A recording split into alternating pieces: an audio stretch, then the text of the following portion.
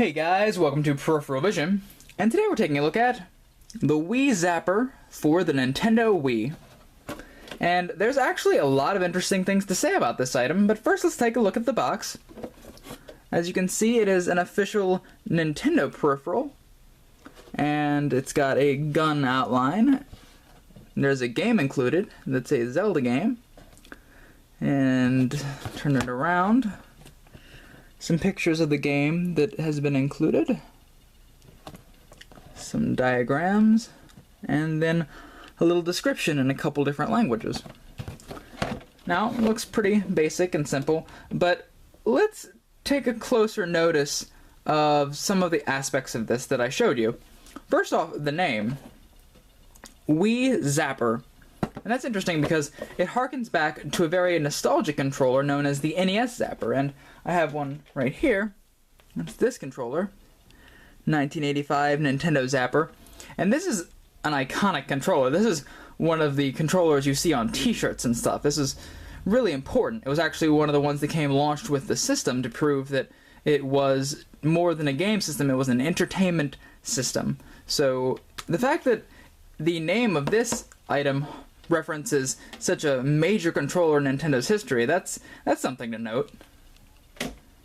And the other, and what I believe is more interesting thing, is that it includes a game. Now, not that it includes a game, that's not impressive to me, but that it includes a Zelda game. Now, Nintendo always used its characters to sell its interesting peripherals. That's not anything new. They used Donkey Kong to sell the bongos, they used Mario to sell the Wii Wheel, they used a lot of their characters, but you expect characters like Mario and Donkey Kong and Pokemon to be attached to items so that you would buy the items. Zelda didn't really do that. This is very much an exception. Link's Crossbow Training, which is the game that's included, is one of the very few Zelda games that ever was used really to sell another product. So with the Zapper name and the Zelda game, this has a lot of sort of weight to it. And let's see if it lives up to that. Here is the contents of the Wii Zapper. The manual, which is very standard, nothing too interesting here. Then we have the game, The Legend of Zelda game, Link's Crossbow Training, and what is included in that is, first let's look at the art, which is actually pretty nice. And we've got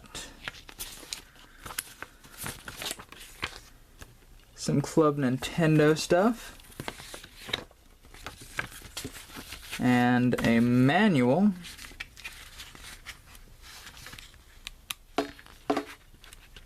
Really, the manual just shows you how to use the Zapper, so it's not too terribly interesting. Then there's the disc itself.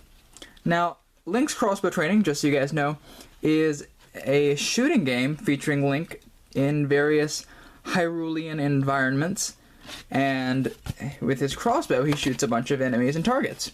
And it's basically an on-rail shooter with a few segments where you can control them using the joystick. I'm not going to go into a full detailed review because I am very, very bad at shooting games, so I'm not really well qualified to actually review the game, but that's the basics of this. And obviously it's a shooting game because it comes with the Wii Zapper, because this is used to augment shooting experiences.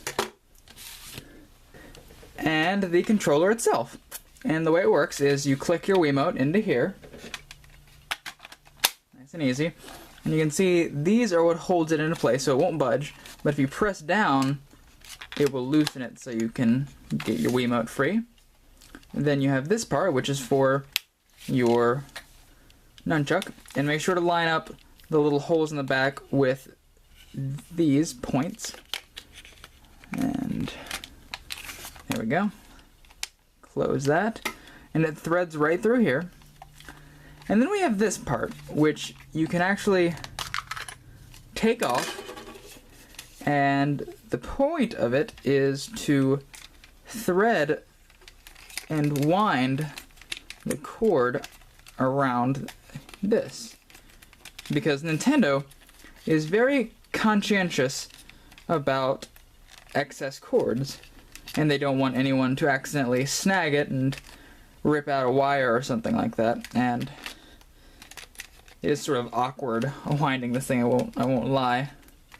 Now, once you have it nice and tight, you can take the end and put it through this little notch here. Make sure all of the wires are tightly packed down in there. And you can just shut it like that. Then, take the end and connect it to the Wiimote, and you're done. Now, what makes this different than any other piece of plastic that you can connect your Wiimote and nunchuck into? Well, a few things. First off, the quality of the build is there. It's very solidly built. The fact that you can wind your cord here to make sure that it's not hanging loose, that's a safety measure, and that's something that Nintendo usually guarantees with their stuff, so that's something unique. Usually with these, there would be just a loose hanging cord, and the third-party guys wouldn't really think about it. One of the issues with the Wii Zapper that I found is that it is very, very small, and it's sort of awkward to hold this sometimes if you have big hands, or it's just sort of strange for an adult to hold. It's not terrible, and it does, once you get used to it, it does feel natural. Now, like I said before, I'm not a shooting game guy, so it's absolutely possible that this is a much better or worse controller than I'm making it out to be. But there are certain design fundamentals that it does follow. It does feel good in the hands, it is nice. I personally think it would be better sitting down and having it like placed on something so that you have something to rest your arms on. It wouldn't work like maybe a Super Scope would, and that's the way I would personally play it. But as it is, with my current level of knowledge, I'd say the Wii Zapper is a nice little Wiimote nunchuck gun peripheral. And is it better or worse than any other one? I'm willing to say it's better, if only for the interesting history behind the fact that it's called a Zapper and that it is one of the rare Zelda games that's used to connect to a product.